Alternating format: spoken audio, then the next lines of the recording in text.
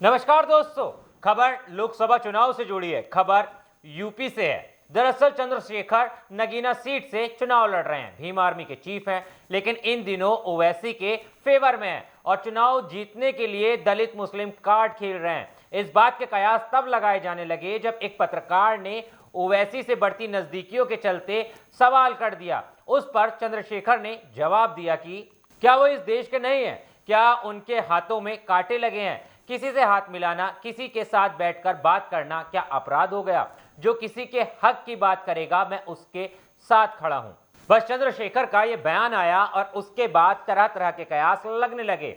इस पर भी बात करेंगे, लेकिन उससे पहले नगीना सीट पर बात कर लेते हैं, जिससे चंद्रशेखर ताल ठोक चुके हैं। नगीना सीट पर दलित वोटर 22% है और मुस्लिम वोटर 28% है। ये वो अहम वोटर है जो किसी भी प्रत्याशी को जीत दिलाने के लिए अहम भूमिका निभाता है। मानो जिस प्रत्याशी के साथ जाए उसकी जीत की गारंटी पक्की है। साल 2009 में नगीना लोकसभा सीट पहली बार अस्तित्व में आई थी। नगीना बिजनौर जिले की एक तहसील है।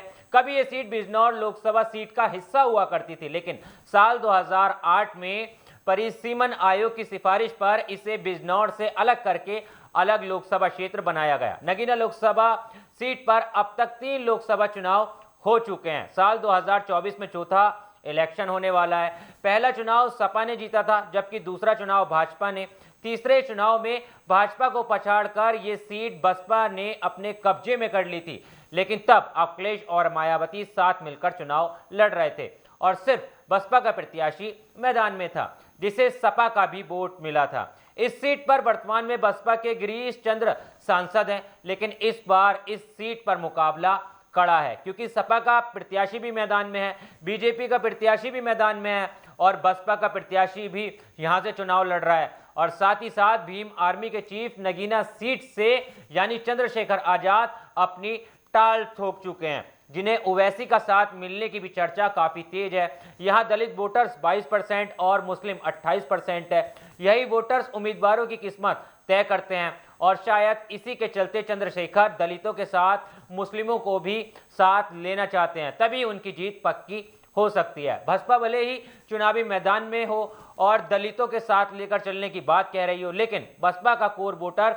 35% कट कर दूसरे दलों के साथ चला गया है और 15 सालों में पार्टी का वोट प्रतिशत 30% से घटकर 12% पर आ गया है। और अब जाटा वोट बैंक खासकर युवा भीम आर्मी की तरफ नजर आता है, क्योंकि चंद्रशेखर भी जाटा में और दलितों के साथ लेकर चलने की बातें करते हैं। ऐसे में चर्चा तेज है कि वह एन वक्त पर किसी और पार्टी को समर्थन दे सकते हैं, लेकिन किसे? इस सवाल के जवाब में AIMIM चीफ असदुद्दीन ओवैसी का PDM गठबंधन सबसे पहले नंबर पर है। सूत्रों की माने तो चंद्रशेखर ने जो रणनीति बनाई है उसमें दलितों के साथ मुस्लिमों को एकजुट करने पर जोर दिया जा रहा है। यूपी की उन सीटों पर प्राथमिकता दी जा रही है जहां दलित मुस्लिम वोट बैंक अहम रोल अदा करते हैं, और अगर ऐसा हुआ तो चंद्रशेखर नगीना सीट पर कड़ी टक्कर देंगे, क्योंकि मुस्लिम वोटर भी आजम खान के चलते इस बार सपा से काफी ज्यादा नाराज आ रहा है। तो ये थे नगीना सीट के समीकरण।